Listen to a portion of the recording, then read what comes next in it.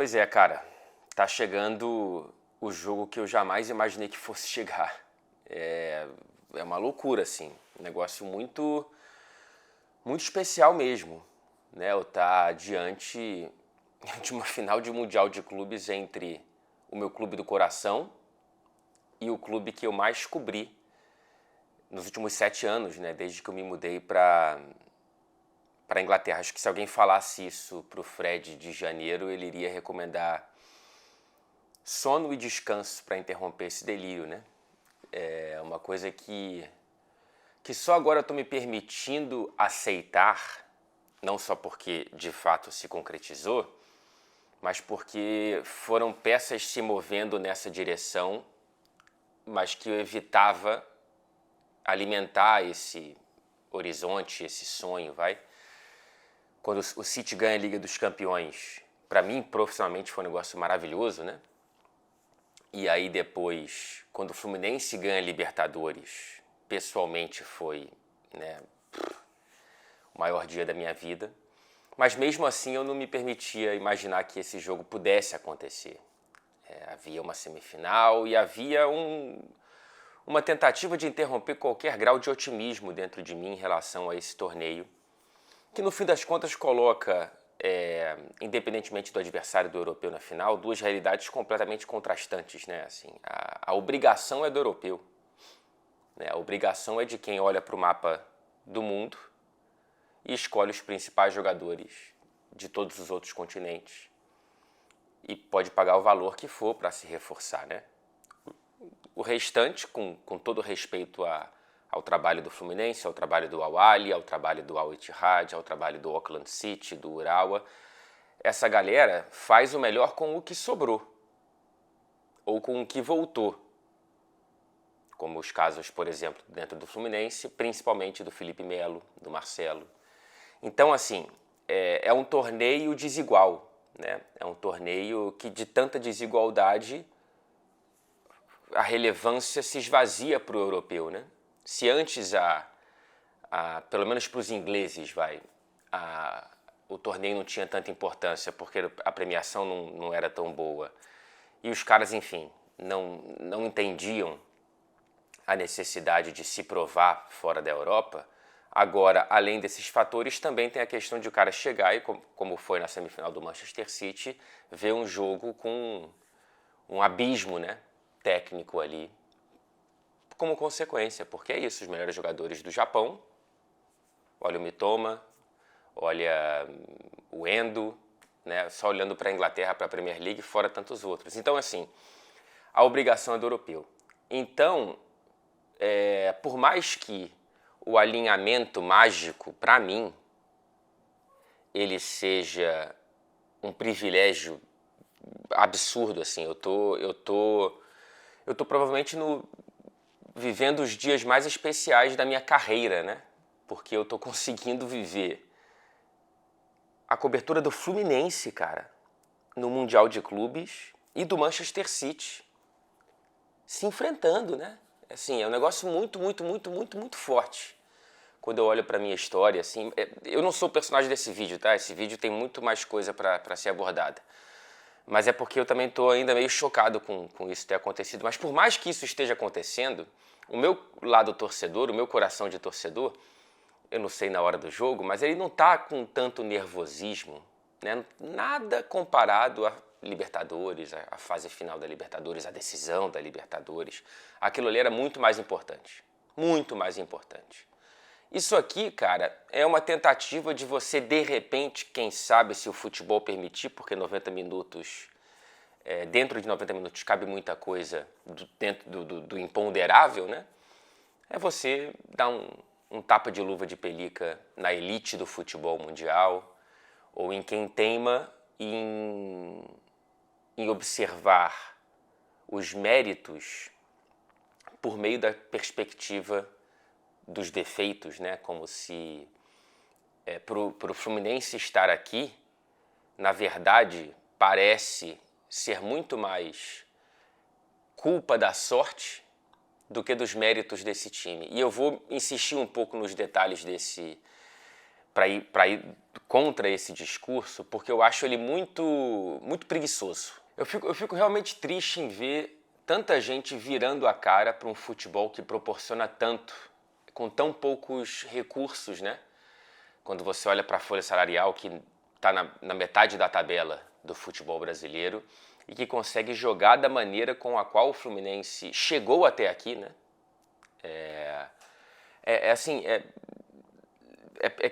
Tem gente que prefere criticar o espaço deixado pelo Fluminense, que é um efeito colateral que está na conta, que a torcida abraçou, ok? Tem gente que prefere criticar esse espaço deixado pelo Fluminense do que observar a beleza de um gol no Mundial de Clubes, construído nos minutos finais, com uma saída de bola coletiva maravilhosa e muito bem treinada, e que no meio do caminho tem um toque de letra dentro da própria área.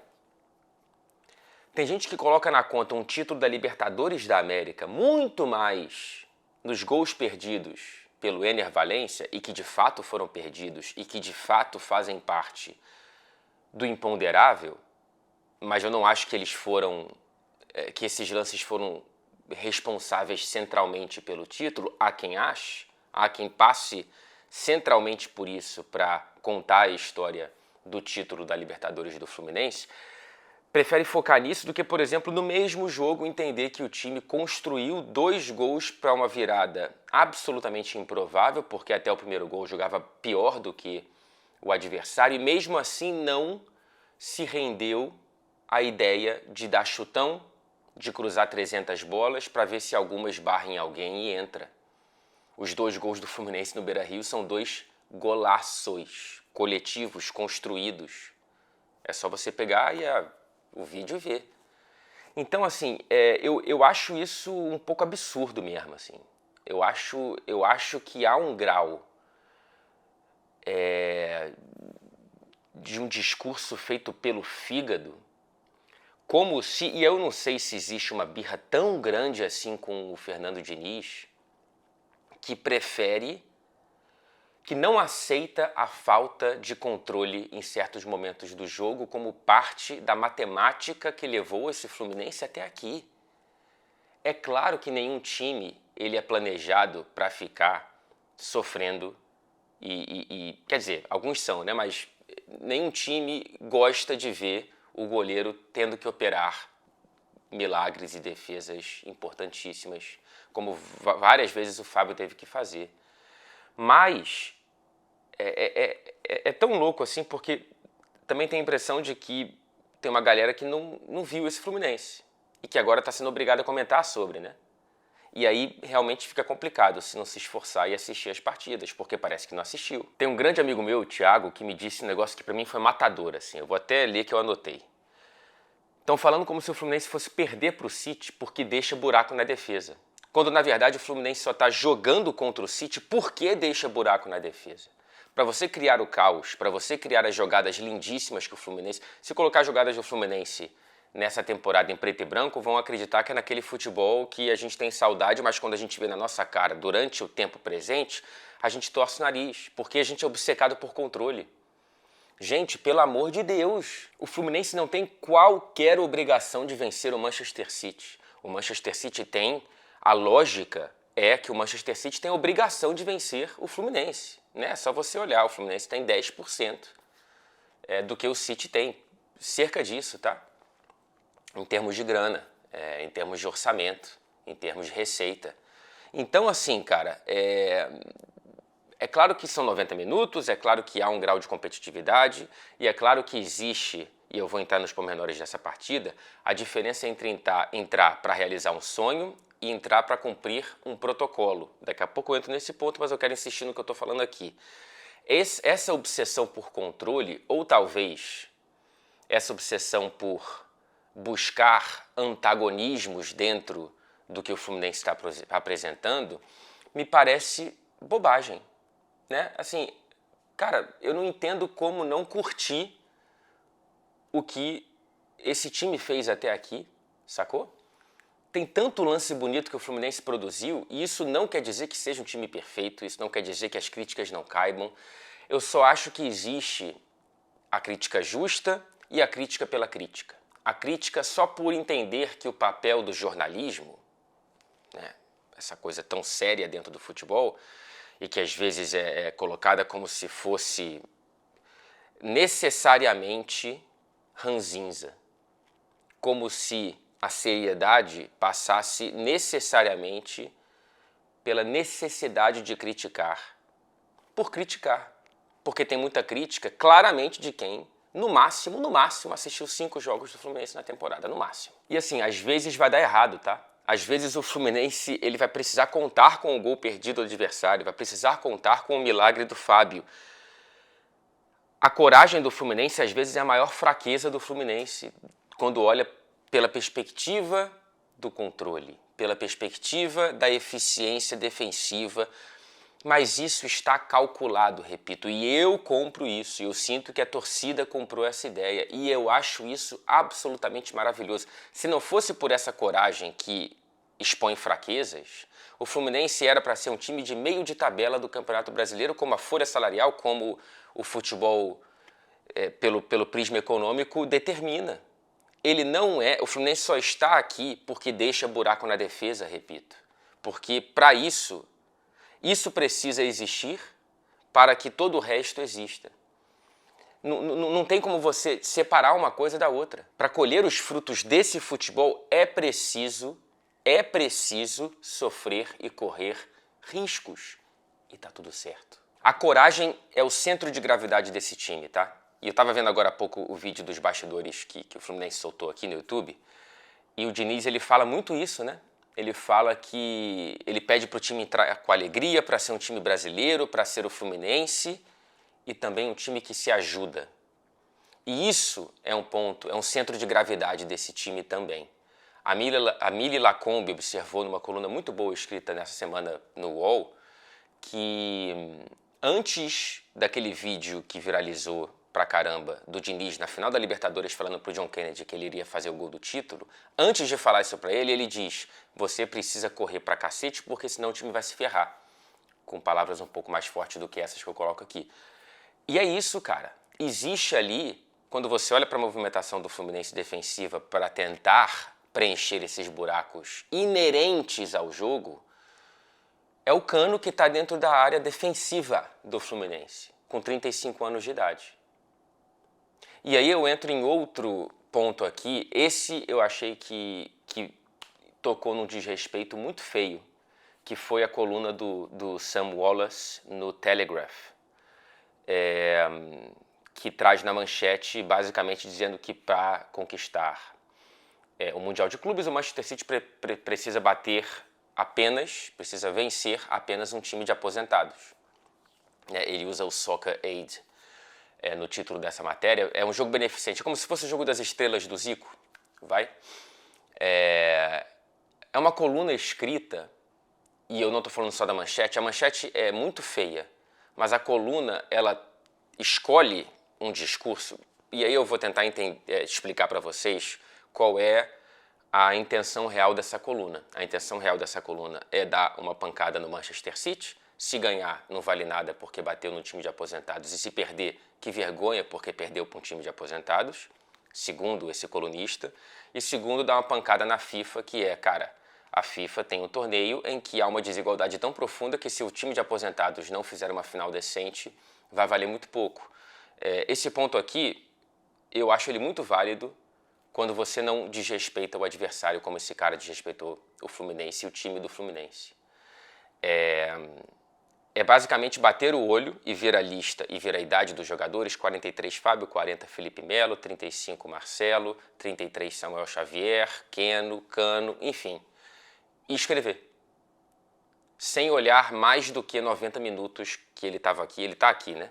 O colunista, ele certamente viu a partida do Fluminense contra o Al-Ahly. E sem se perguntar, por exemplo, como que um time de aposentados chega numa final de Mundial de Clubes, que é a partida número 72 dessa temporada, com todo mundo inteiro. Com todos esses caras aí, que segundo esse rapaz deveriam estar no Jogo das Estrelas, com todos eles com condições de estarem no time titular e de entregarem pelo menos 45 minutos de alto nível físico, inclusive. O trabalho da fisiologia, da fisioterapia, o trabalho do departamento médico do Fluminense para o departamento físico é uma coisa absolutamente incrível. Mas acho que é mais engraçado você chamar de time de aposentado mesmo, né? Enfim, é uma preguiça. Preguiçoso, esse rapaz. E vamos entrar nesse ponto que ele abordou e que eu já iria abordar aqui naturalmente antes mesmo de ler essa coluna, que é a real relevância desse Mundial de Clubes para o lado europeu e para o lado especialmente para o lado inglês. E aqui eu não estou falando que isso diminui o jogo para a perspectiva do Fluminense, do Sul-Americano, enfim, não é esse o caso. E não só para os sul-americanos, né? O time egípcio trouxe 30 mil torcedores para cá, por exemplo, o Al-Ahly. Eu lembro muito bem, em 2019, quando o Flamengo enfrentou o Liverpool, eu não fui cobrir o Mundial de Clubes, foi a nossa querida Monique Danello, e eu fui enviado, portanto, para Liverpool para buscar, né, torcedores assistindo a partida em bares e tudo mais. Foi difícil achar um bar transmitindo a partida. O jogo estava na BBC, uma televisão pública, portanto, como se fosse a Globo de lá, né? Ou seja, algo bastante relevante, mas os bares não estavam transmitindo. Eu tive que encontrar um bar perto de Anfield e pedir para o cara colocar o jogo e trazer outros repórteres brasileiros para o mesmo lugar e tinha, sei lá, meia dúzia de gatos pingados ali assistindo aquela partida naquele bar. O Liverpool ganha um jogo, enfim, disputado, tanto é que o gol sai na prorrogação, e o Liverpool volta, não tem nenhuma celebração, não tem ninguém esperando o Liverpool no aeroporto, não tem nada, tá? E isso é o normal. Se o Manchester City voltar para casa com a taça, e a lógica determina isso, não vai ter uma alma viva esperando o Manchester City com essa taça. Não vai ter carreata, tudo bem, é inverno na Europa, na Inglaterra vai estar frio, mas não vai ter nenhuma coisa de comemoração, tá? É muito diferente se o Fluminense ganhar, como seria muito diferente se o Flamengo tivesse vencido, o Palmeiras, enfim, a gente sabe, eu tô chovendo no molhado aqui. Um ponto da Inglaterra que eu acho que é um problema para a FIFA e esse novo Mundial de Clubes, eu não sei se soluciona isso, é que de fato existe um fosso, né? Um fosso de qualidade, porque o fosso econômico determina que o que brota de qualidade que salta aos olhos do europeu, ele é comprado imediatamente pelo preço que for. O novo Mundial de Clubes ele parece que vai ser uma Liga dos Campeões 2.0 porque são os europeus que vão chegar até o final. E é claro que também existe um desnível entre o Fluminense, que é o meu time do coração, que é um time que me encanta, que é o melhor Fluminense que eu já vi na minha vida, e esse Manchester City.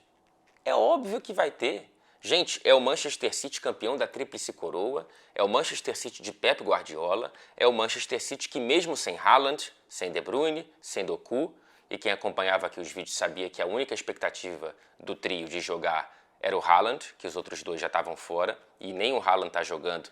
Aliás, ontem uma conta do Manchester City em francês colocou fotos do Haaland com bola e do Doku com bola aqui, o que, enfim, depois foi deletado, em algum grau me diz que se esse jogo fosse de fato importante para o Manchester City, se fosse um jogo de Liga dos Campeões, um jogo central de Premier League, esses caras estariam jogando. É outra perspectiva que explica o grau de importância para esse Manchester City. E tá tudo certo, cara. Tá tudo bem. Esse pepino é da FIFA. Não é do torcedor brasileiro, não é do clube brasileiro, não é meu e não é seu. E nem do Manchester City. É da FIFA. Inclusive, essa coluna foi criticada, que eu critiquei aqui, foi criticada por jornalistas daqui, por torcedores ingleses. Esse não dá para generalizar, entendeu? Tem muito jornalista inglês sério aqui e buscando estudar o Fluminense ou ouvir de quem assiste mais o Fluminense. E tem muito torcedor respeitando o Fluminense ou qualquer outro clube brasileiro, sul-americano que estivesse aqui seria respeitado por essas pessoas, outros não respeitam. Mas voltando ao Manchester City. Cara, é um desnível muito grande. A fase do Manchester City é esquisita, é mesmo. de fato, assim, né? Uma vitória nos últimos 6 jogos na Premier League é um sinal preocupante. Mas as atuações do Manchester City não têm sido muito abaixo, não. É porque, no fim das contas, as poucas bolas que os caras chutam, os adversários, estão entrando. O City não está, estatisticamente, tá, permitindo com que o adversário chute mais ao próprio gol. Não está. Assim, a mudança em comparação à temporada passada, ao início da temporada passada, é marginal. E também foi um início problemático, né? Só que a bola está entrando mais. E ok, isso também traz e acusa alguns problemas e algumas vulnerabilidades. Mas vamos olhar para a campanha da Liga dos Campeões, por exemplo. Foi o time com maior média por jogo de gols, finalizações, posse, 71% na Champions. Passes acertados, 93%. Chances criadas. E o que menos cedeu chutes a gol. Média de 4 chutes do adversário ao gol do Manchester City por jogo nessa fase de grupos da Liga dos Campeões. Mesmo em fase esquisita, é o melhor ataque da Premier, com 40 gols marcados. Não existe crise em nível de atuação. Existe um problema nos tropeços com gols sofridos nos minutos finais e principalmente esse último contra o Crystal Palace. Tem 3 pontos de qualidade desse Manchester City que eu tenho o privilégio e a honra de acompanhar tão de perto, que me convencem que a missão do Fluminense é quase impossível, para além da grana e tudo mais. É o time que melhor pressiona a saída de bola do adversário. Isso é complicado. É o time que melhor sai com a bola. A saída de bola do Manchester City, não preciso nem dizer aqui como que é. E está no meio de temporada, né? Se um time tem 71 jogos como o Fluminense, o Manchester City tem 27. É um time que está começando a engrenar, se seguir a lógica de muitas das temporadas com Pep Guardiola, engrenar física e tecnicamente, né? Mas existe a questão, que eu não acho pequena, de um time estar cumprindo um protocolo e de outro estar buscando um sonho impossível. Não. Improvável? Sim. Mas não é impossível. Assim, é um protocolo para o Manchester City.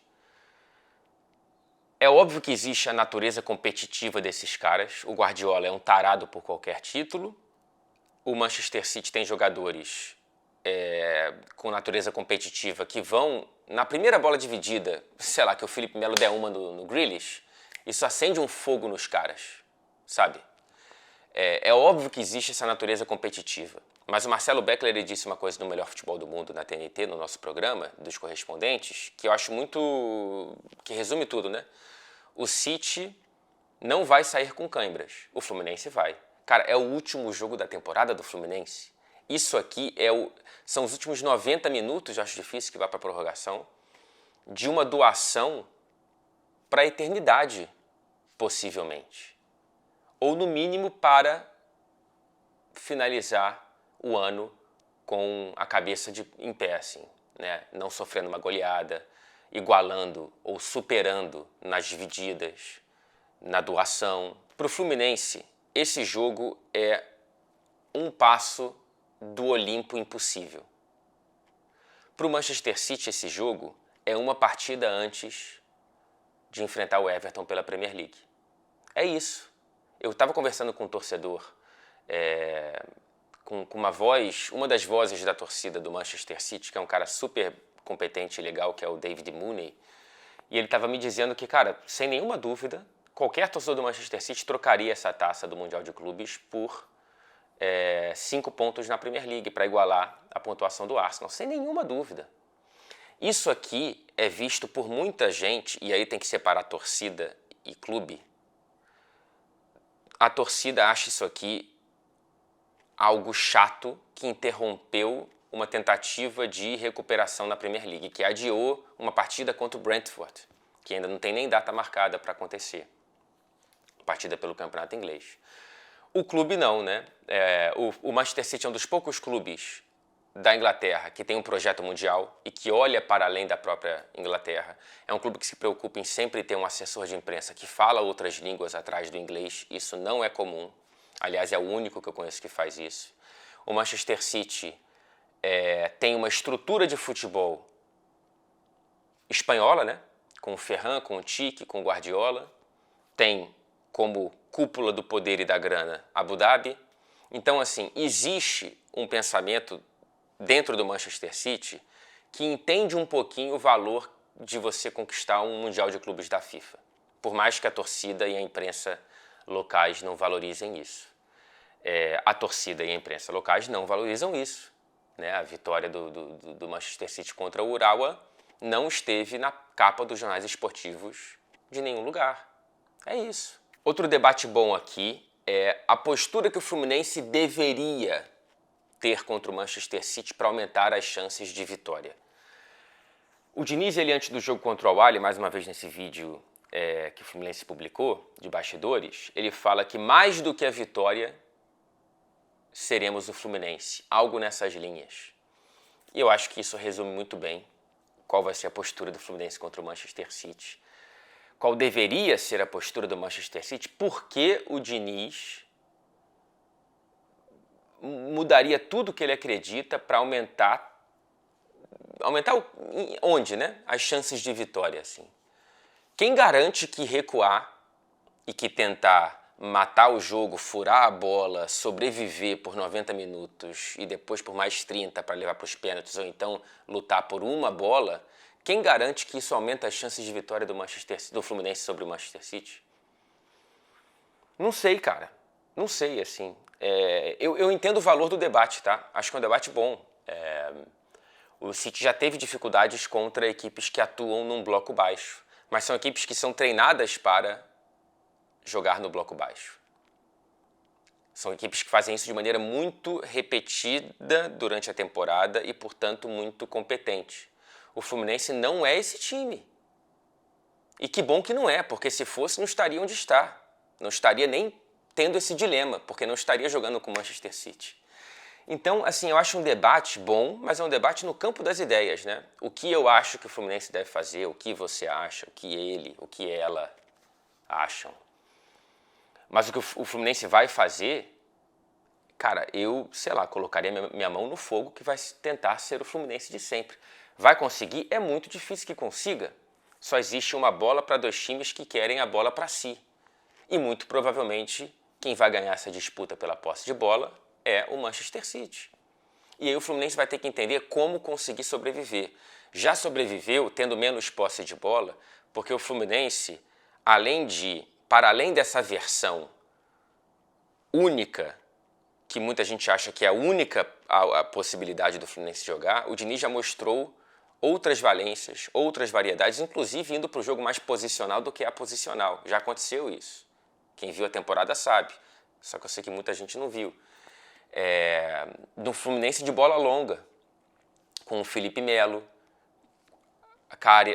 Keno Arias, John Kennedy, né? Um Fluminense que tem válvulas de escape caso toque muito menos na bola do que gostaria. Essa provavelmente vai ser a tônica dessa partida contra o Manchester City, né? É a mesma história de quem acha que o Guardiola só tem uma versão e não viu, por exemplo, que venceu o Arsenal no Emirates no início desse ano, no fim da temporada passada, portanto, com 34% de posse de bola, que foi para enfrentar o Real Madrid na semifinal da Champions passada, no jogo de ida, para sobreviver. E conseguiu. Um City que jogou contra o Atlético de Madrid na outra Champions e também sobreviveu, jogando muito mais como Atlético de Madrid do que como Manchester City. Então, assim, o City tem outras versões também. Mas é claro que a versão central do Guardiola e a versão central do Diniz são as versões que, primeiro, estão no nosso imaginário e, segundo, que fizeram com que as equipes estivessem aqui e se encontrassem, enfim. E, cara, a gente está diante de um Diniz contra Guardiola e tem gente querendo diminuir isso que está diante dos nossos olhos, querendo levar pelo fígado e raivosa. Eu não consigo entender, cara. E não estou falando isso como tricolor. Eu te garanto isso, cara. Se fosse o Diniz no Flamengo, se fosse o Diniz no Corinthians, se fosse ou então outro, né, treinador que fizesse o time jogar tão bem, eu não consigo imaginar alguém, com essas valências que o Diniz apresenta e que me encantam, portanto, eu estaria super animado e super interessado para ver, como eu fui muito interessado para ver o Flamengo do Jesus contra o Liverpool do Klopp, e foi um bom jogo. E eu vejo tanta gente querendo falar com raiva para depois, eventualmente, dizer que tinha razão. Como se a vitória lógica do Manchester City e obrigatória do ponto de vista econômico sobre o Fluminense fosse acontecer por conta dos problemas de jogo do Fernando Diniz, quando na verdade vai acontecer porque o Manchester City tem muito mais recursos e tem o Pep Guardiola como treinador, e tem o Rodri, e tem o Stones, e tem o Julian Álvares, e tem tantos outros, Bernardo Silva, e que mesmo sem Haaland, Kevin De Bruyne e Jeremy Doku, tem o Grealish que custou 100 milhões. Então, cara, o Manchester City é um timaço e vai ganhar muito provavelmente porque é um timaço e não porque o Fluminense deixa espaço nas costas do Marcelo. Pelo amor de Deus. Que é isso? É isso? É esse o nosso debate, portanto, então? E eu vou finalizar aqui esse vídeo que já está interminável, só para dizer que a minha perspectiva é de curtir, cara. Trabalhar pra caramba como eu tô trabalhando, inclusive a cara de sono acusa isso. Mas é de curtir. Olha que momento maravilhoso que a gente está tendo diante dos nossos olhos. É o Diniz contra o Guardiola, cara. É um clube brasileiro voltando à final do Mundial de Clubes, enfrentando o Manchester City. Assim, o futebol é o único esporte coletivo pelo menos, em que nem sempre o melhor time vence, nem sempre o time mais rico vence. É um esporte em que, principalmente quando decidido dentro de 90 minutos, dentro de uma só partida, né, e não ida e volta, você tem o imponderável como um fator muito grande. Mas eu acho muito bonito que dessa vez o imponderável não seja dentro de uma lógica em que um time vai ficar com 10 jogadores perto da própria área, lutando por um escanteio ou por uma bola aérea. O Fluminense vai tentar jogar quando tiver, por algum tempinho ali, a bola. E vai tentar jogar mesmo, assim. E eu acho isso maravilhoso. Então eu só tenho a agradecer, independentemente do resultado, como torcedor, eu só tenho a agradecer esse time do Fluminense. Como uma pessoa completa, torcedor, jornalista, repórter, enfim, eu só tenho a agradecer esse time do Fluminense e esse time do Manchester City por estar vivendo, repito, esse alinhamento absolutamente mágico. E obrigado se você chegou até aqui e viu os outros vídeos e tudo mais. Teremos um vídeo pós-jogo, independentemente do resultado, porque, acima de tudo, isso aqui é uma curtição, gente. Isso aqui é diversão. Trabalho e diversão. Isso aqui é prazer. Eu prefiro falar com o coração do que o fígado. E eu vou citar aqui, rapidamente, um trecho de uma música do Maurício Baia, que eu acho muito bom e que diz um pouquinho sobre esse Fluminense também, que é basicamente dizendo que se para ser alguém é requisito o seu bom gosto, eu quero ir para o lado oposto, só quero dar uma volta do outro lado para ver como é que tá. Que a gente dê essa volta do outro lado, portanto. Até o pós-jogo.